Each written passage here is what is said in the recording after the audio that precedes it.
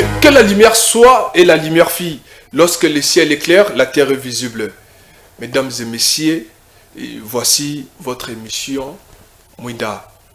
Et pour l'émission d'aujourd'hui, nous allons recevoir une dame qui s'appelle Madame Elodie Kalaka, la Belgicaine, comme intitule son livre. Et avec vous ensemble, nous allons décortiquer qu'est-ce qu'il a voulu dire dans son livre La Belgicaine. Et pour ne pas tarder, et voilà notre première rubrique qui est réservée au portrait.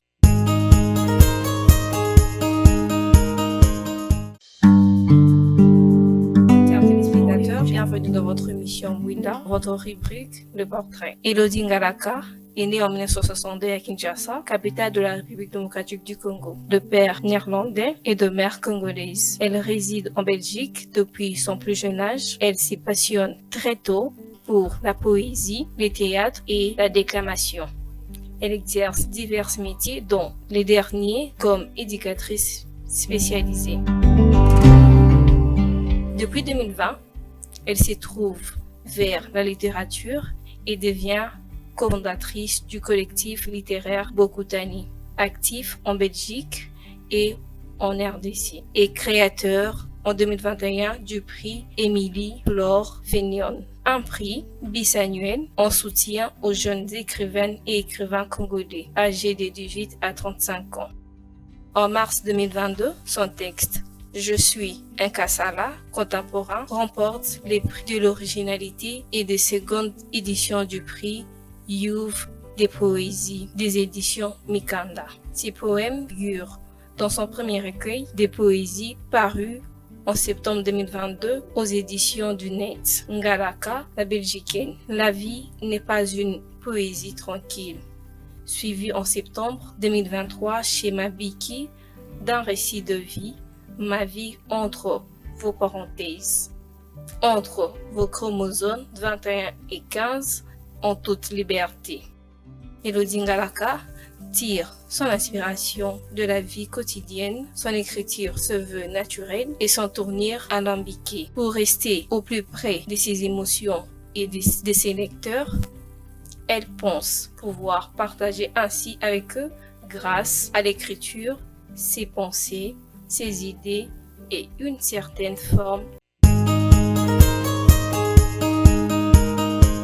Mesdames et messieurs, comme on vous avait dit, nous sommes de retour au plateau après avoir parlé, expliqué de notre première rubrique qui est la biographie, connaître ça les portraits, de savoir les noms de l'invité, qu'est-ce qu'il a déjà fait, qu'est-ce qu'elle est en fait.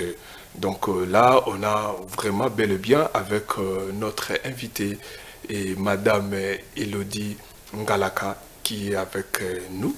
Et bonjour Madame Elodie Ngalaka. Bonjour Monsieur Héritier, merci de l'invitation. Voilà, donc déjà pour rappel, on va parler du livre qui s'intitule Ngalaka, la Belgicaine. Ngalaka, la Belgicaine. Bon, déjà à l'entrée du jeu, il est membre fondateur d'un réseau, d'une collective qui s'appelle Bokutani. Et madame, parlez-nous un peu de Bokutani. Ah là là, je vais essayer de faire court, parce que Bokutani, c'est notre petit bijou, c'est vraiment, voilà, nous sommes 5 cofondatrices, donc nous sommes vraiment 5, je tiens à le souligner. Une cofondatrice ici à Kinshasa, Sylvie Chibasu Zamundu. Nous avons à Londres Moko Dorothée Delerue. Et nous avons moi-même Elodie Ngalaka qui jongle entre Kinshasa et Bruxelles. Et 2 autres à Bruxelles, Martine Emungu, Martine Bourgeois. Nous avons créé ce collectif, enfin nous en avons parlé pendant le confinement. Et au déconfinement, en 2021, c'est là que nous sommes entrés dans l'arène. Ce collectif littéraire qui est né un peu comme votre émission Mouinda, qui veut dire lumière. Voilà, et notre collectif veut mettre encore plus de lumière sur la littérature congolaise. C'est vraiment ça l'objectif principal. très bien dit, merci. Et à l'entrée du jeu, déjà, on va déjà exploiter les livres. C'est un recueil où il y a beaucoup de poésie à l'intérieur. Donc vraiment, je vous invite à vraiment révisiter, à lire ça et vous ne serez pas déçus. Déjà, les livres déjà, les livres déjà, vers la page d'ouverture, c'est écrit Ngalaka, la Belgicaine. Déjà, à l'entrée du jeu, pourquoi pas la congolaise, pourquoi pas la quinoise, mais la belgicaine. Voilà, on m'a souvent posé cette question. Et voilà, je rassure les Congolais d'ici et d'ailleurs. Je suis née à Kinshasa, je suis congolaise, je suis aussi hollandaise. Je ne peux pas renier ma nationalité d'avant ou du futur du Congo. La belgicaine ne veut pas dire que je n'aime que la Belgique ou que je ne viens que de Belgique. La belgicaine, c'est tout simplement une expression qui désignait les Congolais qui partaient de Kinshasa pour aller en Belgique étudier et qui revenaient pour les vacances au pays. Voilà, c'est vraiment ce terme-là, on nous appelait les Belgicains. Donc, comme dans ce livre-là, tout ce que j'écris, c'est écrit de quelqu'un qui était et qui est une Belgicaine, qui faisait donc ses allers-retours. C'est pour ça que j'ai choisi le titre « La Belgicaine ». On m'avait demandé d'écrire même Ngalaka la quinoise. Oui, je suis quinoise. Et puis je rappelle que l'émission, elle est bilingue. Hein? Ah. Donc, on peut faire ça à lingala, on peut faire ça en français, en anglais. L'émission, elle est bilingue. Ah oui, les lingala, c'est notre langue, c'est notre langue nationale. Quand bien même que les Français aussi, on l'adopte en tant que notre langue. Mais sauf qu'il faut privilégier aussi nos langues africaines parce que c'est très important. Parce que la langue lingala, apparemment, c'est comme les autres disent que c'est la meilleure langue d'Afrique en fait. Donc, il faut de temps en temps. Moi, je ne vais pas le nier, bien que, attention, parce que je suis aussi Mukongo. Alors, mes ancêtres de là-bas, si je dis ça, ils ne vont pas être contents. Vraiment. Et puis, dans la première partie, il y a un poème qui s'intitule Kinshasa, mon amour. Et parlez-nous un peu de ces poèmes-là, Kinshasa, mon amour. Eh bien voilà, donc pour tous ceux qui voulaient que je mette en titre Ngalaka la quinoise, je crois qu'ils seront contents de voir qu'il y a ce poème-là, Kinshasa, mon amour. Parce que depuis que je suis petite, Kinshasa est en moi. Je suis née ici, je suis partie petite à l'étranger, mais Kinshasa, Ezaka Kanamote Mananga. Ah, ça c'est bien, ça c'est bien. Ça c'est bien, ça c'est bien. Déjà, les mots de l'auteur, Kinshasa est toujours Namote Manaye. Donc, même partout au Kende, il faut toujours garder Kinshasa Namote parce que Eza Mabeli Abakoko. Donc, partout où vous allez, il faut toujours les garder. Toujours. Et puis, vraiment. Et puis, la deuxième partie à livre, hein, la deuxième partie à livre, il y a une partie qui s'intitule Belge Attitude. Belge Attitude, oui. Et là, j'ai trouvé ce titre-là pour expliquer que, bon, Gai na Botami Awa, na Kinshasa, na Kepoto, na Belgique. Donc, na attitude nanga, na zape na ba attitude ya ba occidentaux. Effectivement. Donc, nazo renier en beauté, nazo renier ma congolité. Nazo renier nangaïté, nazo renier mon occidentalité pété. Mais quand même, nazali quand même une femme africaine, moi aussi d'Afrique. C'est pour ça que Belge Attitude, ezaki pas na ba congolais seulement pas na ba mindele. Voilà. Vayeba, comment je suis en tant que congolaise dans leur pays. Comment je vis dans leur pays. Parce qu'ils nous voient vivre et tout ça, mais ils ne nous connaissent pas vraiment. Donc avec cette poésie-là, surtout le premier poème Belgique, mon ami, donc Nati Nakati, bas sentiment nyoso, Nazalaki, pour la Belgique. Pour la Belgique. Bas sentiment, il y a bien, bas sentiment, il y a mabé. Sentiment mabe na bato pe Oui. bazotala ngai na miso parfois mabe na chango na kati ya poème. Vraiment, vraiment. Et puis là, nous passons directement au poème qui s'intitule Femme africaine. Parce que vous avez dit, je vous ai écouté déjà parler déjà de la femme africaine. Qu'est-ce que vous pouvez encore dire? Qu'est-ce que vous voulez réellement dire quand vous parlez peut-être de la femme africaine? Bien, moi, si je pouvais, j'écrirais même tout un recueil de poésie sur la femme africaine. Ok, je vois. Parce que la femme africaine, justement, moi qui ai vécu longtemps en Europe, Oui. la femme africaine n'est pas assez reconnue, Oui. n'est pas assez valorisée. Donc moi, je tiens aussi dans mes écrits à valoriser la femme africaine. C'est pour ça que je le dis, je le répète, j'ai mes ancêtres hollandais, j'ai mes ancêtres africains, Oui. mais je reste une femme africaine. J'en suis fière. J'en suis fière et je veux la valoriser du mieux que je peux. Voilà, ça c'est vraiment... Et c'est pour ça que j'ai commencé à tenter d'écrire quelques poèmes en lingala. Donc à cause de la femme africaine. Oui, justement pour montrer que je suis une femme africaine. Parce que la langue, ça fait partie aussi de la culture. Effectivement. Voilà. Et moi, quand j'étais toute petite, j'étais ici, donc il y avait le lingala qui était en moi. Et ce lingala-là, il est parti avec moi en Belgique. Oui. Mais quand j'étais là-bas, j'ai pas eu l'occasion vraiment de le pratiquer. C'est pour ça qu'il est parti quelque part, mais il est resté dans ma tête. Okay. Il est là dans ma tête. Donc, Nazo, Lukango, Nakati Yangai. Tout ce lingala que j'avais quand j'étais petite, voilà. J'essaie de le faire ressortir Sikasiko. Et puis il y a quelque part par rapport à toujours poème et femme africaine, quelque part vous avez dit ton ventre est aussi précieux. Oui. Qu'est-ce que vous voulez dire par rapport à cela? Parce que l'Afrique, c'est le berceau du monde. Ah, ok. Voilà. Et c'est vraiment la métaphore entre l'Afrique et le Congo. Okay. Le Congo précisément, qui est le berceau de la terre, le berceau du monde et le ventre de la mer. Okay. Donc j'ai fait une métaphore en fait par rapport à ça. Effectivement. Donc voilà, c'est ça que je voulais expliquer. C'est précieux. Très bien. C'est précieux. La terre africaine est précieuse et la terre africaine est aussi précieuse que le ventre d'une mer. Le ventre d'une mer est aussi précieux que la terre africaine. Très bien dit. Et la quatrième partie, il y a recueil toujours. Et là où vous parlez des douleurs aux couleurs RDC. Donc c'est comme si la douleur a une couleur, ou soit la douleur a des couleurs. La douleur, pour le moment, la douleur aux couleurs de la RDC, c'est la couleur rouge, la couleur du sang. Malheureusement. Mais la couleur rouge, c'est aussi la couleur de l'amour. Effectivement. C'est aussi l'espoir que l'amour va vaincre. Et vraiment, dans cette partie-là, je parle des problèmes qu'on a en RDC depuis des années. Effectivement. Et certains textes que j'ai écrits donc, il y a quelques années, mais nous présentent une situation qu'on vit maintenant. Effectivement. Qu'on vit maintenant, les carnages, tout ça qui est à l'Est et tout ça, c'est les douleurs de la RDC. C'est nos couleurs, pour le moment, une couleur sang.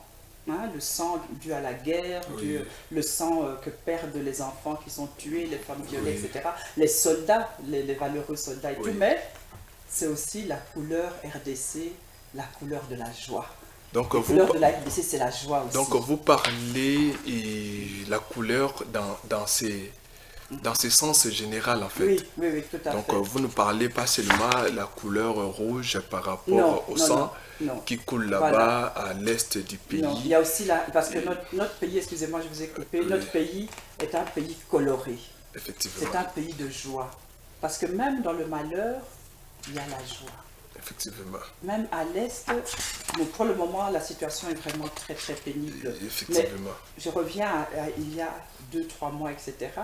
J'avais des contacts avec des personnes de l'Est qui écrivent, qui font du théâtre, malgré qu'ils sont en situation difficile depuis très longtemps, mais ils portent les couleurs de la RDC qui sont les couleurs de l'espoir.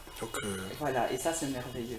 Et si par rapport à cela, si vous pouvez placer un mot par rapport à tout ce qui se passe là-bas au Nord Kivu, précisément à Goma, et quel est le message que vous pouvez adresser à la population qui nous suivent.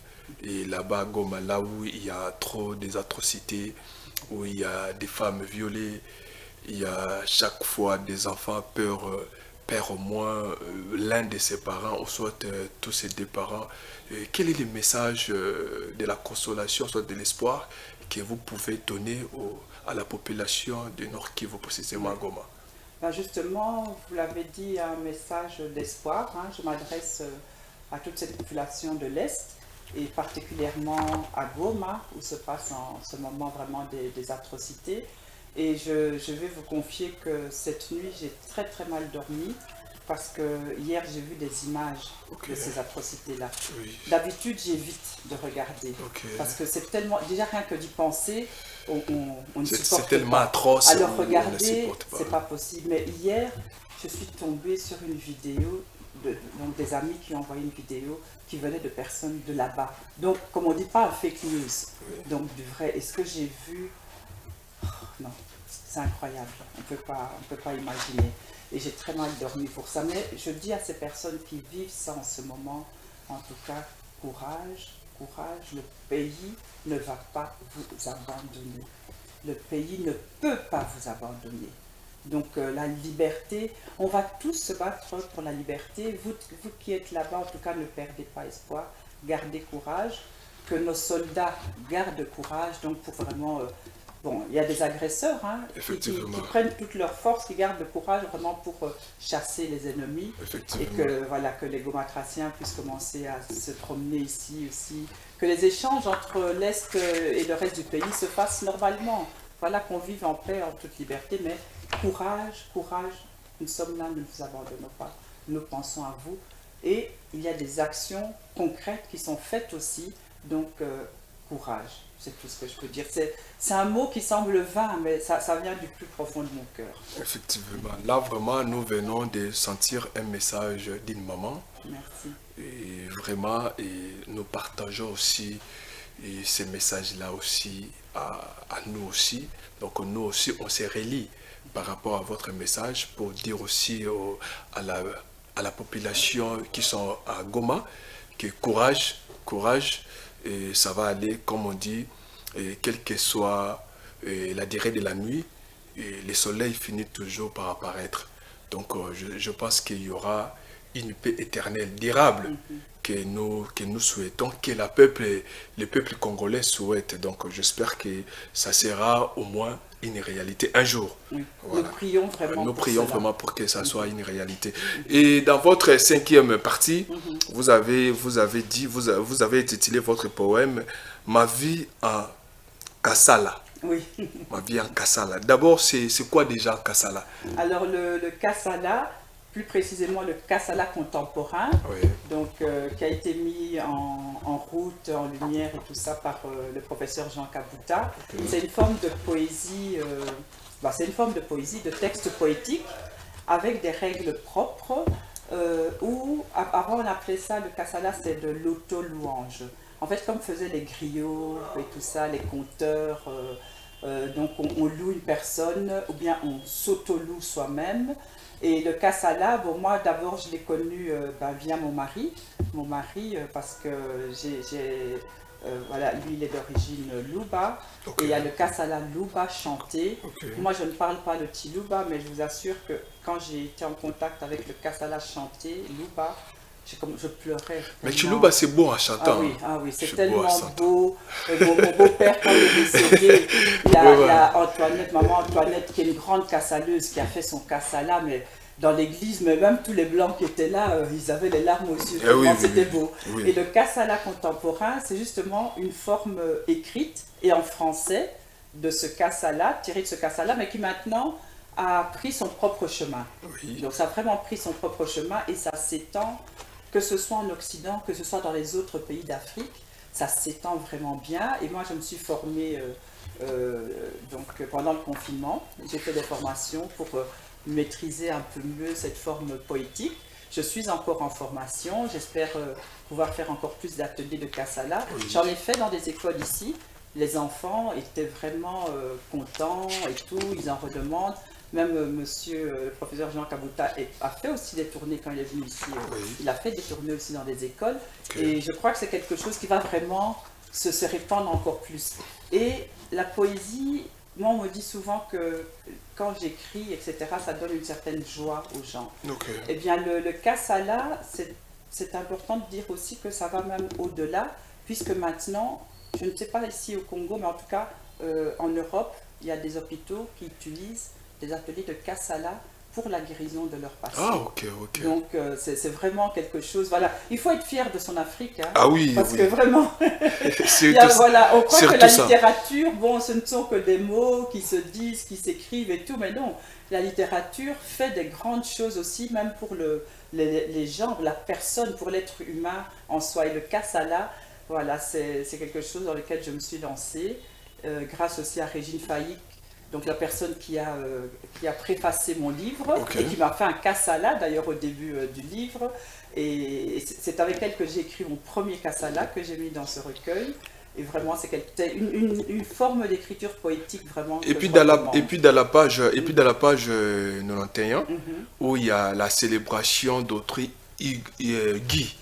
Donc là, c'est Guy qui fait les Kasala, ou bien c'est vous qui faites les Kasala à Guy plutôt? C'est moi. C'est moi donc voilà qui écris un Kasala pour mon époux. Voilà. Et je le lui ai fait. Je savais pas. Voilà. Je le lui ai fait ce Kasala à l'occasion d'une Saint-Valentin. Je crois en 2022 d'ailleurs, parce que le livre a été publié en septembre 2022. Et ce Kasala, je l'ai écrit à la Saint-Valentin le 14 janvier 2022 pour mon époux. Et je l'ai mis dans... Donc j'ai parlé de ses origines, j'ai parlé de ses parents, j'ai parlé de lui-même. Donc je fais la louange de mon mari. Mon mari, je le connais depuis 17 ans, il m'accompagne, j'ai 63 ans aujourd'hui, il est toujours là, je le remercie. Je lui ai fait son Kasala. Vraiment, malheureusement, comme on dit, la télé, c'est le temps. Donc, vraiment, je vois, il y a des belles paroles ici. Si on avait le temps, on allait vraiment lire ça. Et pour faire aussi hommage à Papa Guy. Mais malheureusement, nous sommes talonnés par le temps. Oui, bien sûr. Sauf que le livre est vraiment riche. Donc, tout à l'heure, on va recommander à nos téléspectateurs vraiment de chercher vraiment à s'en approprier. Parce que je vois, c'est vraiment intéressant le livre. Et dans la page 94, comme on dit 94, chez les Français, il y a la célébration d'autrui Émile Flore Feignon. Voilà. Donc là, c'est toujours vous qui dit des belles paroles à Madame Émilie Flore Feignon. Madame Émilie Flore Feignon, voilà, qui est la marraine du prix Émilie Flore Feignon. Et voilà, je l'ai rencontrée il y a quelques années. Et vraiment, c'est une écrivaine, c'est devenu ma marraine littéraire, c'est mon écrivaine de cœur. Elle a travaillé tellement pour le Congo, la transmission de tous les arts, la peinture, la littérature, etc. Donc, c'est vraiment un exemple. Et elle m'a soutenue aussi pour que je me lance aussi. Bon, mon premier soutien, c'était ma famille, mon époux. Mais vraiment, elle m'a soutenue aussi pour que je fasse publier mon livre. Et dans le confinement, à son anniversaire, je l'ai fait aussi... Voilà, un texte pour la remercier de tout ce que je partage avec elle. Ça c'est très bien, ça c'est très bien. Et puis, dans la 6e partie, et c'est là où vous avez intitulé votre texte, votre thème en fait, Entre mes doigts, ma vie. Oui. Alors là, ce sont des textes qui sont plus personnels, où je parle vraiment... donc là, c'est des choses que j'ai ressenties et que je partage avec le public. Voilà, donc ceux qui veulent mieux me connaître directement, ils iront lire d'abord ce chapitre-là. Parce qu'un recueil, ça se lit comme on veut. Hein. La fin avant le début, on peut prendre le milieu. Effectivement. Donc on commence d'abord par la table des matières. Et puis vous piochez, vous trouvez les sujets intéressants qui vous intéressent. Et puis vous allez lire. Voilà, donc ça se passe comme ça. Plus intime, effectivement. Donc c'est pour cela que vous ne voulez pas trop parler. Non, les gens iront. Effectivement, il faut laisser aussi les goûts là à la population d'aller aussi acquérir les livres pour connaître davantage et l'exploiter et puis de savoir la richesse qui se trouve dedans. Oui, bon, malheureusement, on peut parler, moi je peux, comme c'est écrit en français, moi je peux parler en français, mais vous pouvez au moins expliquer à Lingala, et ça sera aussi une bonne chose, comme on rappelle aussi aux téléspectateurs que l'émission, elle est bilingue. Donc l'émission, elle est bilingue. Pourquoi? Parce qu'il y a aussi des écrivains, et il y a aussi des poètes,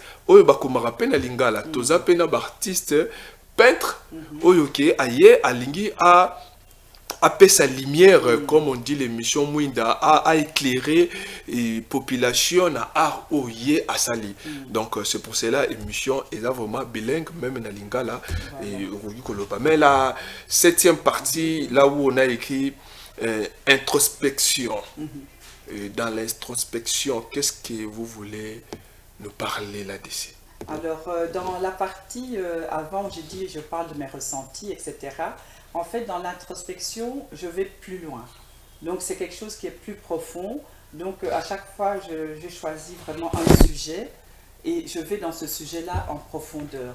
Donc, c'est vraiment la profondeur de ce que j'ai ressenti.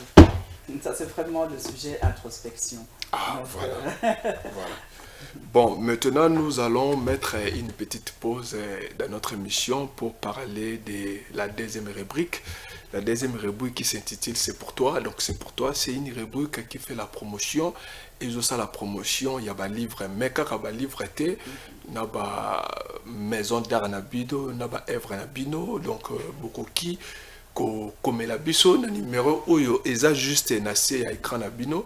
Pour et tous à la contact nabino et puis tant que émission qui banda roleka to chaka au moins ba livre nabino place ezali maison d'édition librairie pour bato bazala au moins informé et puis oyo azana pour ça asomba peut-être tableau d'art asomba peut-être livre et à koki ko les kawana. Bon, suivez avec nous notre rubrique C'est pour toi. Émission Winda dans sa rubrique C'est pour toi. Ouvrons cette rubrique C'est pour toi avec Ngalaka, la Belgicaine. La vie n'est pas une poésie tranquille, c'est un recueil qui vous parle de l'état d'âme d'un authentique Belgicaine qui voyage un peu perdu entre la Belgique et le Congo. L'auteur de ces livres, c'est Elodie Ngalaka. Retrouvez ces livres à la librairie Miezi Laèche. Le prix s'élève à $20. Passons au deuxième ouvrage qui s'intitule Le sage avait raison. Ce recueil de fables subtil et en pleine de sagesse avait raison. Christian Gombo, auteur, retrouvez cet ouvrage à la librairie Miezi Laèche. Le prix s'élève à 9000 francs. Ma vie entre vos parenthèses, c'est un ouvrage très fascinant, à la fois révélateur et interpellateur. L'histoire d'une vie, il peint une réalité dont on n'aime pas parler très souvent. L'auteur de ces livres, Elodie Ngalaka, le prix s'élève à $20. Ngamboya Congo, cet ouvrage qui explore et expose le mot qui ronge la société congolaise. Il se veut une interpellation, un appel à la considération de problèmes sociaux de la RDC en vue de leur éradication. L'auteur de cet ouvrage, c'est Dans Sosem, édition d'âme. Le prix de ces livres revient à $20. L'âme avortée. L'âme est indispensable pour toute une vie humaine. Le peuple de l'Est, sans doute, pour une nation. Retrouvez ces livres à la clinique littéraire de Kinshasa. Le prix revient à $10. La vie sexuelle de prêtre. L'auteur de ces livres, Père Israël Siala, édition Jeuny. Retrouvez cet ouvrage à la clinique littéraire de Kinshasa. Le prix revient à $10. Enfin, pour clore, parlons de cet ouvrage qui s'intitule La Vierge de Pakadjouma. Dans la bidonville de Pakadjouma, Vincent, un poète alcoolique en quête de rédemption, ces débats entre le souvenir. L'auteur de ces livres, Nenge Fley Saou, retrouvez cet ouvrage à la librairie des Miezi Laèche, le prix à $10. C'est par ici que nous mettons fin à cette rubrique, mesdames et messieurs. Bonne suite de l'émission.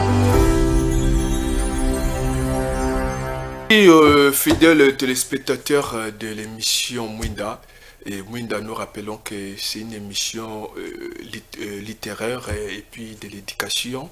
Et Mwinda a pour objectif de décortiquer soit des connaissances cachées dans des œuvres d'art, dans des œuvres d'esprit, dans des livres. Donc pour vous donner des lumières afin de comprendre qu'est-ce que l'auteur a voulu dire. Donc là, nous sommes de retour avec Madame Elodie Kalaka et nous sommes en train de poursuivre notre livre Kalaka, la Belgicaine. Bon, moi j'allais souhaiter que ce soit Kalaka, la Congolaise. Bon, elle a fait son choix de faire Kalaka, la Belgicaine. Bon, nous aussi, avec la Belgique, nous sommes un pays amis. Donc avant, ils étaient nos colonisateurs.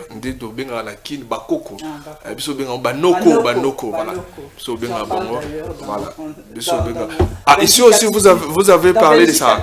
Ah, la Belgique attitude. Voilà.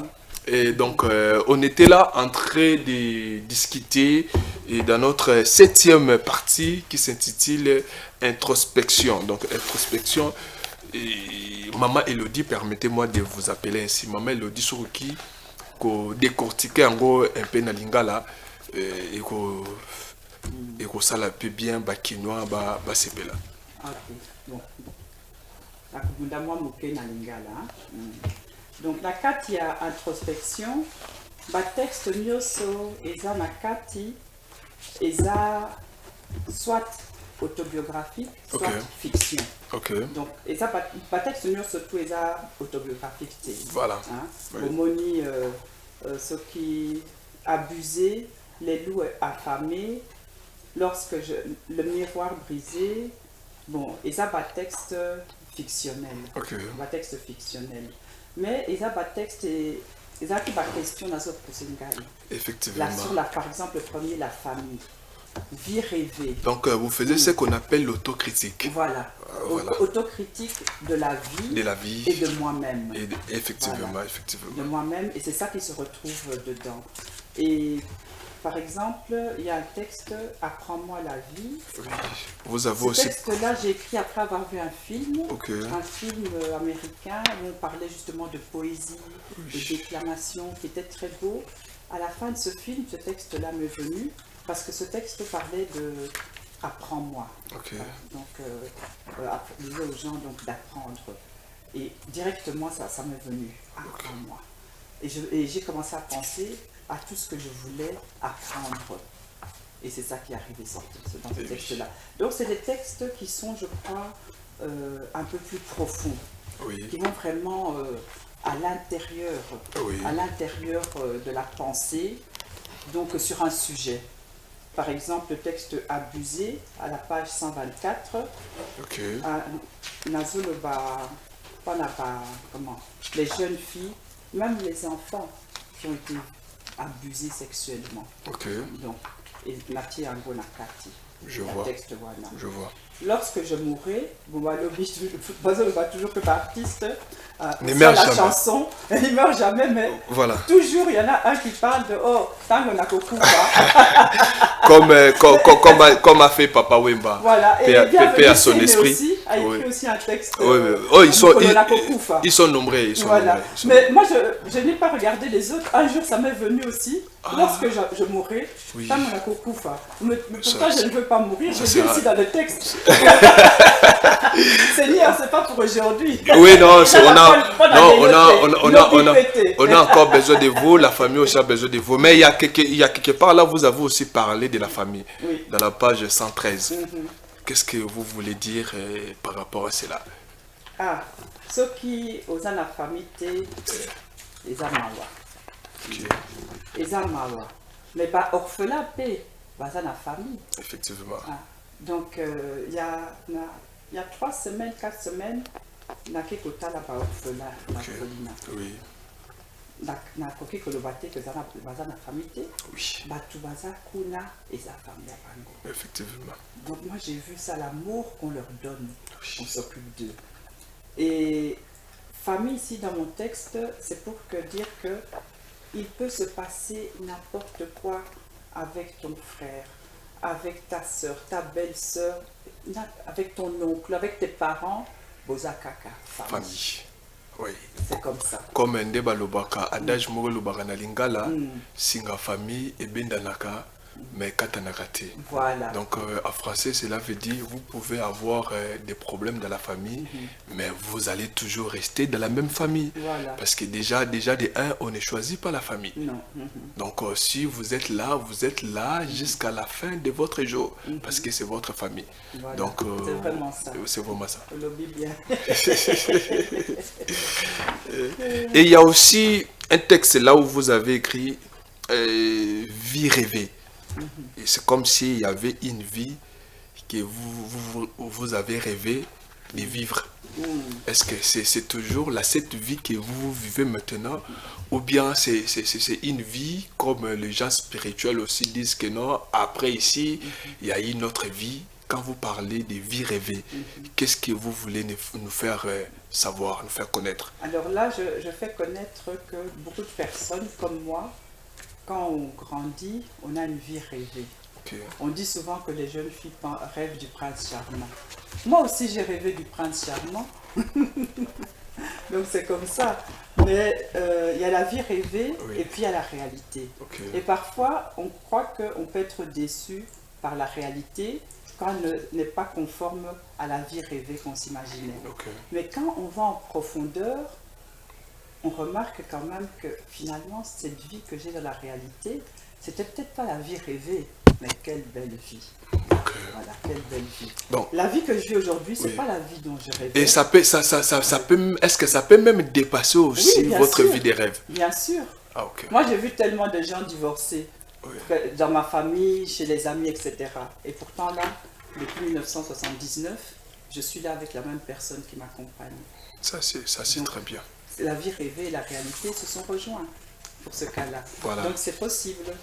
Et il y a aussi un texte que vous avez intitulé Déception, la déception. Vous avez aussi été déçu dans votre vie. Ah, très souvent. C'est un message vous donnez aux oui, gens qui sont déçus. Ah, si. Et... J'ai été, à certains moments de ma vie, j'ai été très très déçue par des personnes parfois qui m'étaient très très proches. Okay. Et à ce moment-là, on croit que la vie, elle est fichue. On ne croit plus en l'être humain et tout ça. On veut se retirer, même on ne veut plus parler à personne parce qu'on trouve que tout le monde, non, ça ne va pas, tout le monde va nous trahir. Et finalement, après, on se rend compte que parfois la personne qui nous a déçus, bon, comme on dit au tribunal, elle a des circonstances atténuantes. Certains, oui, là, certaines personnes ont des circonstances atténuantes. Vraiment, là, on a compris, mais il y a aussi... Ou bien, c'est pas si grave que ça. Effectivement. Ou bien, on met de côté pour pouvoir continuer à vivre. Effectivement. Et ça, c'est important. Ah, ça, c'est important. Ça, c'est très bien dit. Il y a aussi un texte qui s'intitule « Laisse-moi pleurer ». Donc, quand quelqu'un veut pleurer, voilà, il faut pas les... Ah, moi, j'ai vu... Il faut pas les consoler, il faut pas les soutenir. Si, il faut le consoler, le soutenir, et il faut le laisser pleurer. Moi, j'ai été à trop d'enterrements où, déjà, moi-même, on m'a dit, oui, et parfois, on a même dit à des jeunes enfants qui sont aussi en deuil et tout ça, il ne faut pas pleurer. Il ne faut pas pleurer et tout ça. La personne est partie dans un monde meilleur, etc., etc. Ah, voilà. Mais pleurer, c'est quelque chose qui nous a été donné pour justement évacuer la douleur. Effectivement. Et parfois évacuer même le trop plein de joie. Okay. Parce qu'on peut pleurer de joie aussi. Oui. Pourquoi nous empêcher au moment même de pleurer? Parce que pour moi, il faut laisser les gens pleurer. Maintenant, si tu pleures chaque jour pendant un an, oui, là, ça devient problématique. Ça devient un problème, voilà, oui. Mais quand quelqu'un est en période de deuil, c'est normal, je ne comprends pas qu'on puisse dire à quelqu'un en période de deuil de ne pas pleurer. Si c'est pour lui dire non, ne pleure pas, et la force, etc., ça va. Mais il y en a qui sont violents. Moi, j'ai vu dans des deuils, on criait. Une femme qui a perdu son mari, on crie sur elle parce qu'elle pleure. C'est incroyable. Mais là, pour ceux-là qui pleurent tous les jours. Alors là, à ces personnes-là... Oui, on va toujours leur dire de continuer à pleurer? Non, à ces personnes-là, et ça m'est arrivé justement d'avoir des personnes qui pleurent, comme on dit peut-être de trop. Alors je leur dis, regardez autour de vous, la vie est là, il y a des gens qui vous aiment. qui sont là pour vous soutenir. Regardez, la vie peut être belle. Il faut leur donner une porte où qu'ils puissent ouvrir cette porte pour trouver qu'il y a de la joie quelque part. Ok. Il faut leur amener la joie et petit à petit, vous allez voir que ces personnes-là vont un peu s'apaiser. Et ça, c'est bien. La douleur, moi, j'ai eu des très grosses douleurs. Hein. J'ai perdu des êtres de sang, mon petit-fils et tout. J'ai pleuré moi-même pendant, je peux dire, peut-être trop longtemps. Mais la douleur, elle ne part pas. Si je voulais, je pourrais continuer à pleurer tous les jours. Effectivement. Mais à un moment, je mets la douleur quelque part dans mon cœur et je continue à vivre. Oui. Parce que la vie, elle peut être très très belle. Effectivement, très bien dit. Et pour finir, il y a 8e partie, confinement. Oui. Ça, je pense, c'est quand on était en confinement, Voilà. vers les années, Oui, vers oui. 2022. 2022, Voilà. qui est la période justement où j'ai mis ce recueil en route. Hein. Ok. C'était la période de confinement et de Oui. déconfinement. Et c'est pour ça que j'ai beaucoup hésité hein, à mettre cette partie-là, mais j'ai voulu quand même, parce que c'est une réalité, Oui, j'ai voulu montrer, moi j'étais confinée en Belgique, oui. donc j'ai voulu partager avec les lecteurs des choses que j'ai vécues là-bas. Voilà, c'est un petit peu ça. Parce qu'ici, on n'a pas été confinés de la même façon qu'en Europe. Hein. Vraiment. Ici, Oui. vous étiez beaucoup plus libres. Hein. Effectivement, effectivement. Et voilà, nous sommes à la fin de notre émission. Nous venons de décortiquer. Et faute de temps, on n'a pas vraiment pu bien décortiquer le livre. Mais on vous dédie ce livre. Vraiment, c'est un bon livre.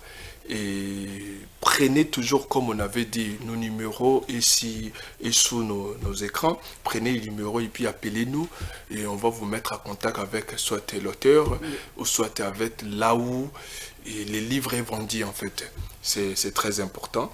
Et pour la fin, madame, quel est votre mot de la fin ou soit la conclusion de l'émission en fait? Disons que moi, c'est ma première. Hein. Oui. J'aime déjà beaucoup le titre de l'émission. Ok. Winda. Merci. Je me suis sentie déjà éclairée. Je me suis sentie éclairée, donc je vous remercie. Au début, j'étais un peu stressée. Vraiment. Mais vraiment, je reviendrai un jour peut-être avec un autre ouvrage, avec plaisir. En tout cas, merci beaucoup. En fait, nous sommes là, nous sommes déjà partenaires. Et prochainement, vous pouvez passer aussi pour parler les livres qui s'intitulent Ma vie. Et Oui. on va encore vous contacter, de savoir aussi votre agenda, votre carnet. Et pour savoir comment est-ce qu'on peut aussi vous appeler pour une autre émission. Oui, bien Donc sûr. c'est un peu ça. Et voilà, cette émission est conçue pour vous, écrivains, paroliers, artistes. Donc voilà votre émission. Donc appelez-nous pour passer dans votre émission. Mais notre émission, il y a toujours un cadeau qu'on réserve, toujours un cadeau surprise qu'on réserve toujours pour nos invités, où on va appeler notre partenaire aussi, Monsieur Trésor. Il va venir vous donner votre cadeau en fait. Oh là là. Je montre ça par là aux téléspectateurs. Vous pouvez montrer aussi là-bas. Hein. Voilà. Oh là là. En tout cas là, ça c'est une surprise. Je m'y attendais, mais vraiment pas, ce n'est pas une blague. Oh là là. Oh, dis donc. Oh, en plus, il m'a bien représenté. Et puis un stylo, hein. Oh là C'est pas là. un crayon. Wow. Parce qu'un crayon, on peut effacer Oui, pour ici, recommencer. on ne peut pas Ici, effacer. on n'efface pas. En tout cas, félicitations. Je me reconnais vraiment. Je me reconnais. Non, vraiment, c'est formidable. Oh là là. En tout cas, merci. Hein. C'est le passage à l'émission qui me permet d'avoir. Vraiment. En tout cas, il sera à la maison. Mais maintenant, je dois choisir à la maison en Belgique ou la maison ici à Kinshasa. C'est un dilemme. Il devra m'en faire un autre. Faites votre choix. Je crois que ça sera ici. Voilà. Et fidèles téléspectateurs, c'est ici que nous mettrons un point final dans notre émission Mwinda. À la prochaine.